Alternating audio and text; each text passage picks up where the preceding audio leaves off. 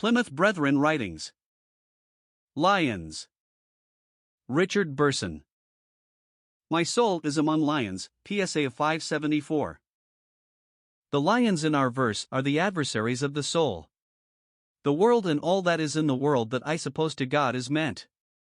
The path of wandering and fellowship with unbelievers who scoff at Christ and the Word of God is meant. The soul that is consciously among lions truly enjoys the fellowship of other believers.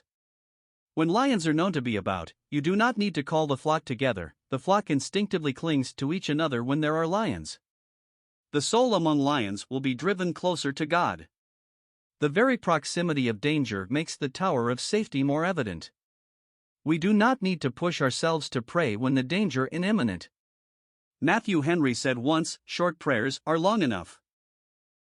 In the story of Pilgrim's Progress by John Bunyan, Christian was approaching the Palace Beautiful where there was warmth and welcome and refreshment. Just as Christian was approaching the Palace Beautiful, he met two lions who roared at him. He stood trembling in the path. A man named Watchful heard the roar and saw Christian and called to him in a loud voice, "Stay in the middle of the path. The lions are chained and cannot hurt you if you stay in the middle of the path." Christian stayed in the middle and safely passed the lions. It took a lion on either side of the path to convince Christian to stay in the middle. Lions serve God's purpose. God used the terrible roar of the lion to force a believer into the place where he would have him. He uses the roar of the lion to awaken the sleepy Christian who has strayed to the edge of the path. When your soul is among lions, remember that you have a lion with you. Don't forget the Lion of the tribe of Judah. He is fiercer than any lion you will meet on the road to the celestial city. He is strong, brave, and true. The other lions are afraid of him. Nebuchadnezzar ordered the furnace heated 7 times hotter than it had ever been and had the 3 Hebrew children thrown in. Men perished from the horrible flames as they threw them into the fiery furnace. Later Nebuchadnezzar looked in and was amazed to see not 3 but 4 men walking in the fire as if strolling through a park surrounded by green grass and lovely shade trees. One of these looked like the Son of God. He was the Son of God. Daniel was thrown into the den of lions. He was a man of God, so God kept him from the lions. What a testimony Daniel was because of the deliverance he had experienced from God. Are you in the midst of lions? Remember Daniel. Remember the fiery furnace. You will be delivered even as Daniel and be a better man for the experience.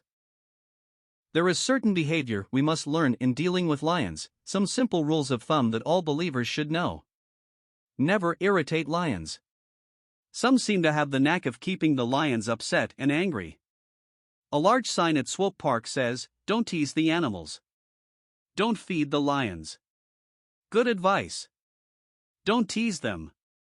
You will not become too friendly with them, of course, but you must not cause them unhappiness or unnecessary pain. Another simple rule for lion walking in this world: don't act like a lion. When the lion roars out threats and terrors, don't you roar back. Simple rule, isn't it?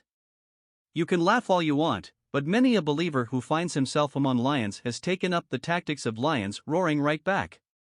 Nothing sounds quite so hollow as imitating the roars of a lion. If lions have any sense of humor, they must enjoy the feeble attempts to roar like them.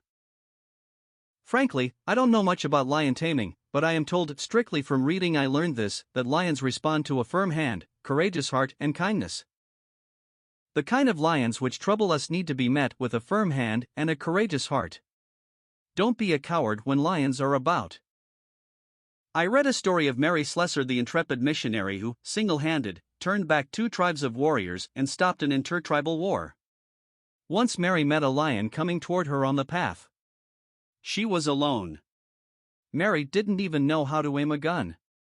She had an umbrella which she aimed at the lion and prayed to God to help her, and looking the beast straight in the eyes, she said firmly, mind you, with nothing but an umbrella between her and the lion, "Get out of here in the name of the Lord Jesus." The lion stopped in his tracks and sniffed at the point of her umbrella. Nothing daunted, Mary repeated, "Get out of here in the name of the Lord Jesus." The lion turned and ambled away through the bush, leaving Mary alone. Mary didn't go home and brag about her faith. We would not know her story except through men who had come upon the scene.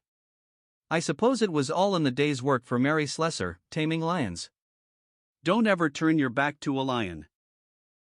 He will strike you down with one fell swipe of his awful paw.